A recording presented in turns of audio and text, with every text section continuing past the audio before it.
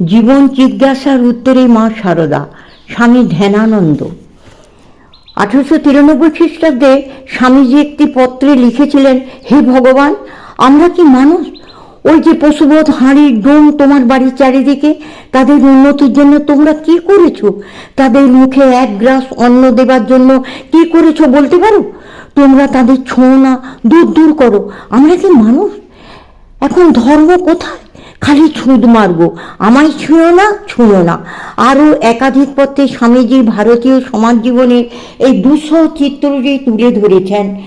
60 বছর পরে শ্রী শ্রী মায়ের জন্মশতবার্ষিকী উপলক্ষে একটি বক্তৃতায় ডক্টর রাধাকৃষ্ণন বলেছিলেন, আমরা আমাদের শাসনতন্ত্রে সাম্য ও সৌভ্রাতৃত্ব বিষয়ক ধারা সংযোজিত করেছি। আমরা এদেশের মুখমণ্ডল থেকে অস্পৃশ্যতার কালিমা মুছে ফেলতে চাই।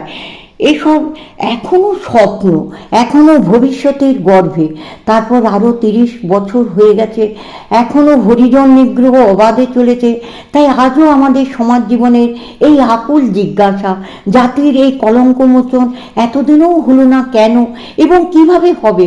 হলো না এই জন্য যে শ্রী রামকৃষ্ণ, শ্রী শ্রী মা ও স্বামীজির বাণী, গান্ধীজির বাণী যতটা ব্যাপকভাবে জনসাধারণের মধ্যে প্রচারিত হওয়া উচিত ছিল ততটা হয়নি।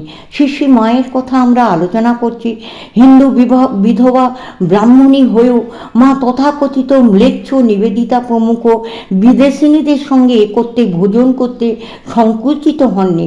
1898 খ্রিস্টাব্দে স্বামীজি বেলুর মঠ থেকে একটি চিঠিতে তাঁর গুরুভাইকে লিখেছিলেন, শ্রী মা এখানে আছেন। ইউরোপিয়ান ও আমেরিকান মহিলারা সেদিন তাকে দেখতে গিয়েছিলেন। ভাবতে পারো, মা তাদের সাথে একসঙ্গে খেয়েছিলেন। এটা কি অদ্ভুত ব্যাপার নয়? ভক্তের জাত নেই। শ্রী রামকৃষ্ণদেবের এই বাণী শ্রী শ্রী মায়ের জীবনে বহু ঘটনায় বাস্তবায়িত দেখা যায়। কিন্তু যারা ভক্ত নয় তারাও মায়ের স্নেহের স্পর্শে মুগ্ধ হয়েছে। চোর ডাকাতও জেনেছে তারা মায়েরই সন্তান। অন্তর্জাদের সম্বন্ধেও ওই একই কথা। মা অবশ্য পাশ্চাত্য পন্থায় সমাজ বিপ্লবের সূচনা করে জাত বিচারের বিরুদ্ধে প্রচার কাজ শুরু করেননি। তিনি চেয়েছেন পরিবর্তন আসুক ভেতর থেকে। শ্রী চৈতন্য প্রমুখ মহান ধর্মনেতারাও তাই করেছেন। প্রতি জীবের হৃদয়শায়ী শ্রী ভগবানকে যিনি দেখতেন, সেই মায়ের কাছে দুলে বাগদি ডোম হিন্দু, মুসলমান, খ্রিস্টান সব একাকার হয়ে গিয়েছিল। তার যে কোনো জাতের, যে কোনো ধর্মের মানুষ তার কাছে এসেছে, তারা শান্তি পেয়েছে, তার সুগভীর প্রীতিপূর্ণ ব্যবহারে মুগ্ধ হয়েছে। মা বলেছিলেন, সাধন করতে করতে দেখবে আমার মাঝে যিনি, তোমার মাঝেও তিনি, দুলে বাগদি ডোমের মাঝেও তিনি। তবে তো মনে দীনভাব আসবে।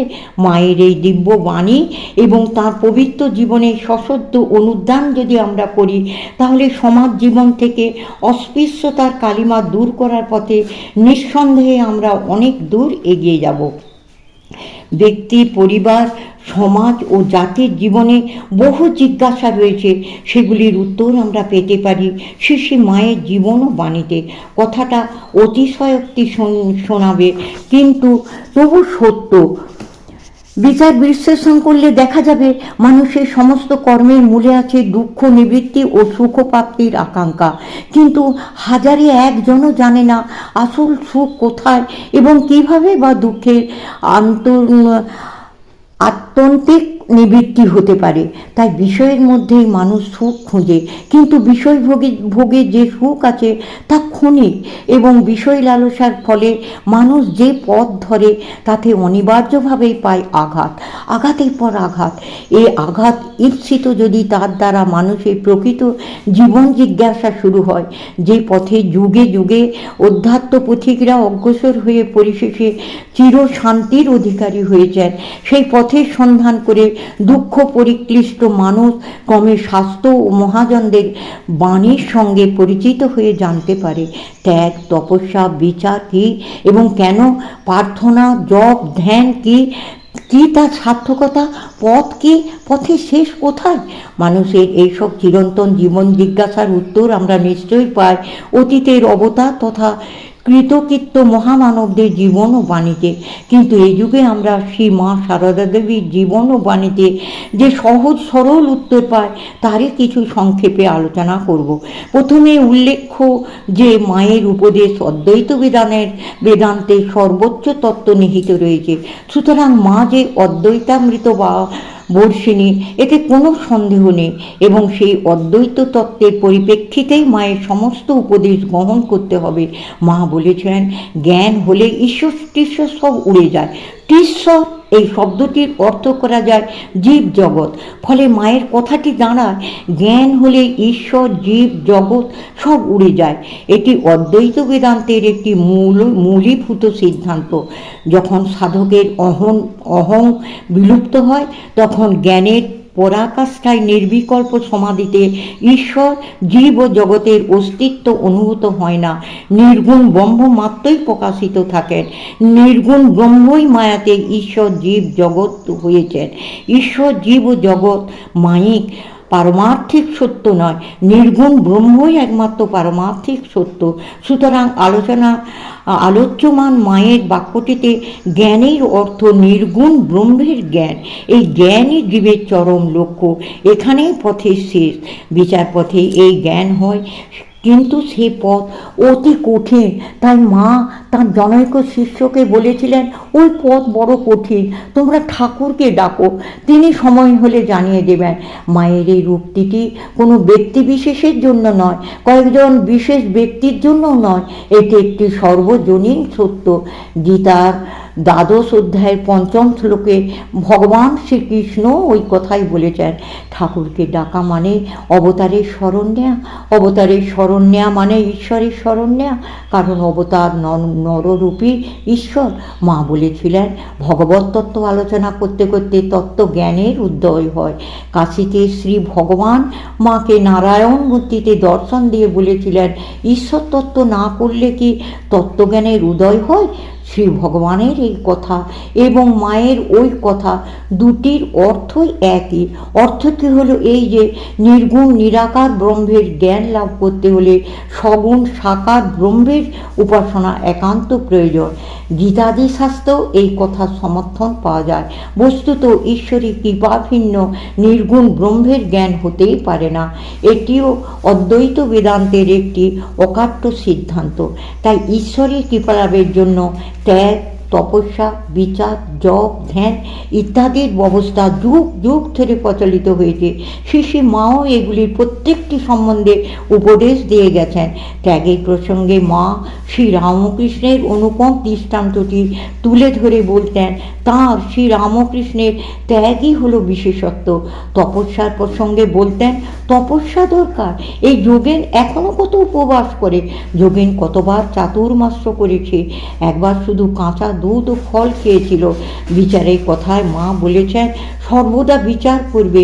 যে বস্তুতে মন যাচ্ছে তা অনিত্য চিন্তা করে ভগবানে মন সমর্পণ করবে। মন না মত্ত হস্তি, মা হাওয়ার সঙ্গে ছোটে, তাই সৎ সৎ বিচার করে সব দেখতে হয়, আর খুব খাটতে হয় ভগবানের জন্য। জপের প্রসঙ্গে মা জপাত সিদ্ধির কথাটি বারবার বলতেন। ধ্যানে না হয় জপ করবে, জপাত সিদ্ধিহি, জপ করলে সিদ্ধি লাভ করবে। জপ অভ্যাস করতে করতে মানুষ সিদ্ধ হয়। জপাত সিদ্ধিহি, জপাত সিদ্ধিহি, জপাত সিদ্ধিহি। সব সময় ঘড়ির কাঁটার মতো ইষ্টমন্ত্র জপ করবে।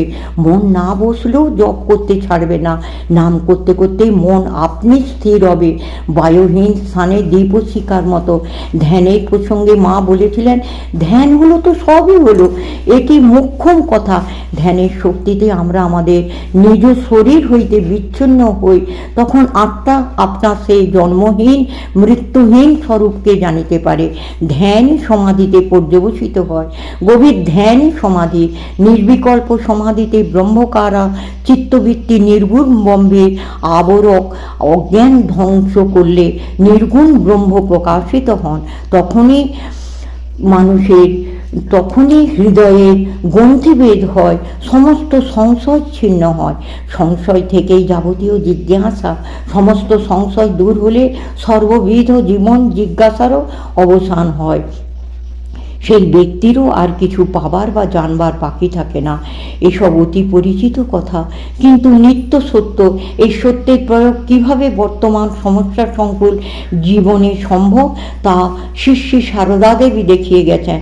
আমাদের মৌল জীবন জিজ্ঞাসার উত্তর তাঁর সহজ সরল ভঙ্গিতে তিনি দিয়েছেন, যা যুক্তিসিদ্ধ, কালোপযোগী এবং বাস্তবধর্মী।